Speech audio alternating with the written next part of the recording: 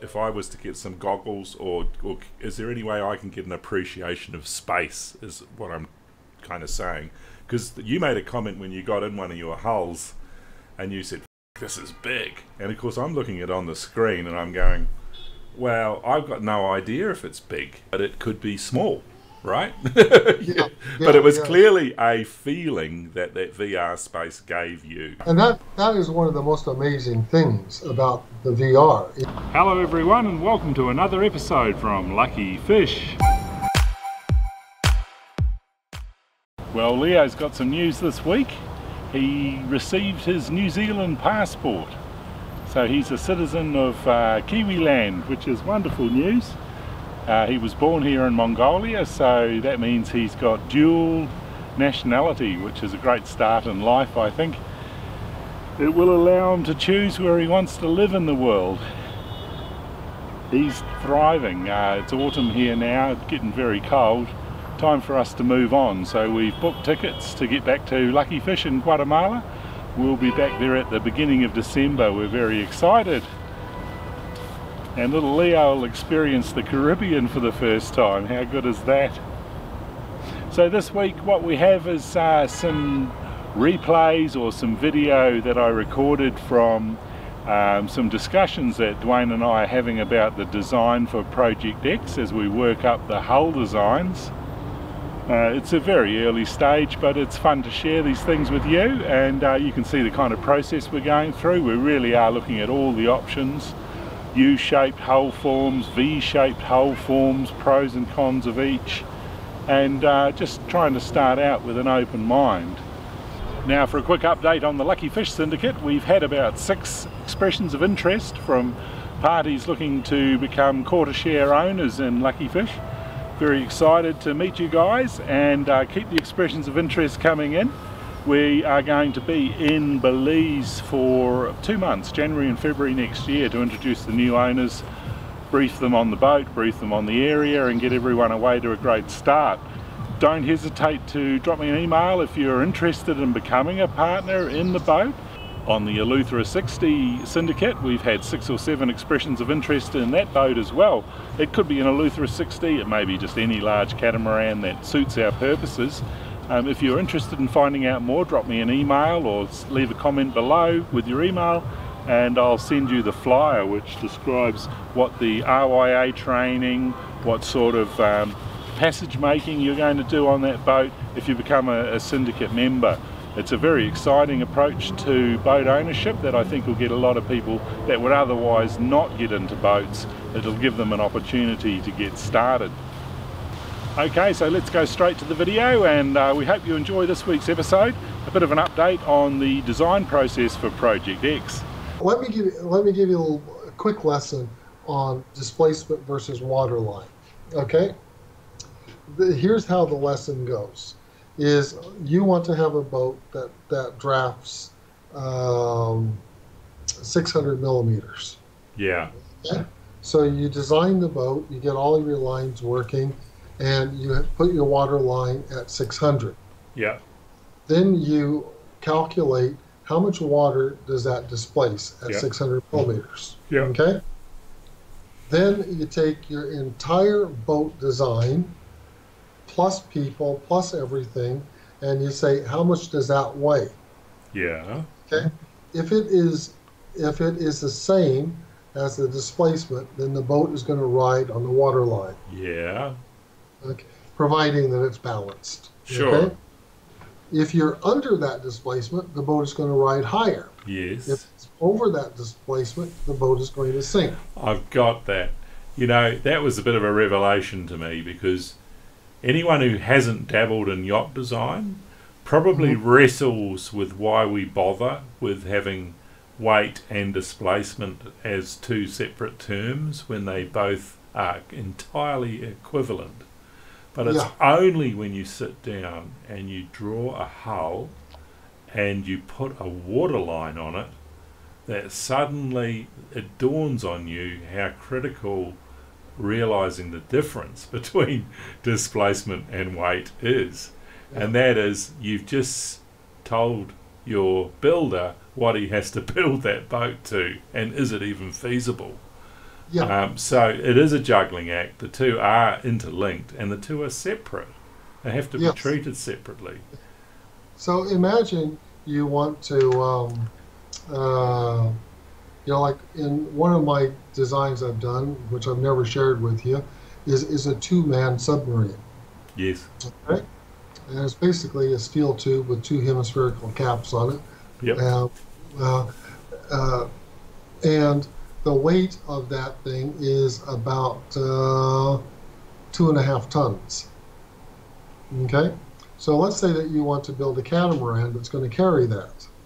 Okay? Mm-hmm. So now you're going to need to take the entire weight of the boat plus the weight of the submarine. Yes. Okay?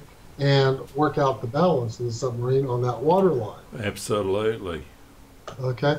And when you drop that submarine, you expect that boat to pop up X amount of inches. 2.5 tons of inches. Yeah. Okay? So the problem with scaling the Wareham is that your V is going to go deeper and deeper and deeper into the water. Yep. Okay? And you will reach a draft that is prohibitive. Yeah, no. Yeah, so Irons has addressed that with the Islander by giving it the wide keel, truncated trapezoidal hull shape, which is very innovative. And don't forget he's added dagger boards also. He did. Yes. Hey, soon we're going to have some new VR videos. Oh, and true, fantastic. They're going to be quite different. Okay. Yeah, we're working on two of my other guys that you've only met on, but I've actually got a total of 5 guys. Unreal. Yeah. Okay? And another 2 of them are working with me on what's called augmented reality. Okay. Yeah. Okay. This is superimposed on reality, right? Yeah. Yeah. Yeah. So that we've actually started testing augmented reality now. Now, this is perhaps something I should go and do rather than burden your guys. But is there any way that your work can share over the web? So, if I was to get some goggles, or is there any way I can get an appreciation of space? Is what I'm kind of saying. Because you made a comment when you got in one of your hulls, and you said, "Fuck, this is big." Okay, so now let's go inside, and that gives you a feel for just how big these bloody hulls are. They're fucking massive. And of course, I'm looking at it on the screen, and I'm going, "Well, I've got no idea if it's big. I mean, I can see the shape, and I'm inside it with you, but it could be small." Right? Yeah, but it was clearly a feeling that VR space gave you, an appreciation of space. Yeah. And that is one of the most amazing things about the VR. But my God, the things that we're finding, at least me with VR, I'm just going, Jesus Christ, I'm happy we didn't do that. I'm happy we caught that. I'm happy I saw. Yeah. Yeah. Where it really comes in is, it's so immersive. Now, to answer your question, that is actually the next phase of the VR stuff that I want to do, is to be able to then say to you, hey, come on, go out and get yourself a VR headset, but we're not there yet. I know it is possible to do. Yeah. Okay? It is possible, but we're a ways away from actually even trying to test that. Yeah, that's a huge bandwidth issue, right? It is. But the one that I'm looking at is if it was live, it would be a bandwidth issue. But if you were to have a downloadable 3D model file, I don't even know what I'm talking about here. you know, but you had it stored in your computer, then it would not be so much of a bandwidth issue, because any of the demands that your headset's making on the model can be, you know, fed back to the goggles, I guess, quickly.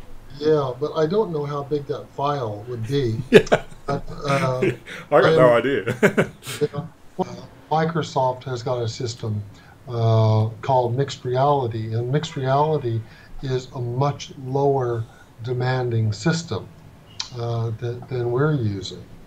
So that is another possibility. You know, there's several possibilities here, yeah. But the reality of it, yeah, the reality yeah. is that VR is being driven by the gaming industry, not the professional industry. Yeah, that's I was about to say that. I mean, you don't want to go down too far down this road, because once it starts to diverge away from the design mission and just become some sort of there's an extent where it's very useful for design, and beyond that it becomes just a public plaything, really. Yes. It doesn't serve any useful purpose. Is you now get a real sensation of what it's like to walk around the bed. Wow, yeah, wow, yeah. You know, you can reach out and put your hand down and you can go. Yeah, okay, yeah, right, sure, I got it, yeah. Oh, here's the window. Yeah, and if you put your hand out the window, it disappears, so you know you're out of the window. Okay, and again the same with the ceiling and this. Then if you want to then look out the windows at different angles, you can see what kind of view that you would actually get, and the differences between, let's say, vertical windows, horizontal windows, round holes. Yeah. You know. Yeah. You know, there is so much information that is there, you know, but you have to tease it out of the system. Yes, you know? yes. Yeah, and we're definitely getting better at this VR shit. Yeah. Okay. That's very interesting. Yeah. You know? But now, definitely, the next thing has got to be, which this is very, very exciting, is augmented reality, okay, and the use of two headsets at the same time, so that we can go and share the same VR experience together. Right, I got you. Yes. Okay. Yes. So there we can then go inside, we can have a walk around, and we can communicate and talk. Is that an independent experience for each participant, or is it one sharing their experience with the other? No, it's two independent experiences. Right. Yeah. You're in the same VR world, but there's nothing to prevent me being in a hull and you being on the bridge deck. Gotcha. Okay? Yeah. Yeah, so freaky. Yeah. Shake hands down the hatchway.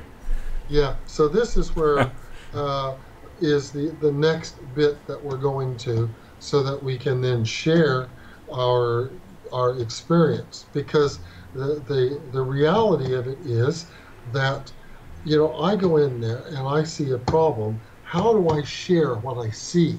Okay, we're trying to record the video of it, and that helps, but it's not there. Okay, and then you got me. I stand 6 foot high.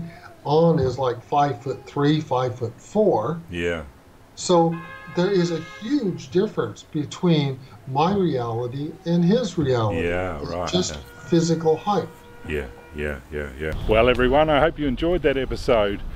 Please don't hesitate to leave your comments and thoughts about how you would design a legacy yacht, a large catamaran that's going to sail the seas for the next 100 years or so and witness enormous change and very rapid change around the seas and the coastlines and the islands of the world.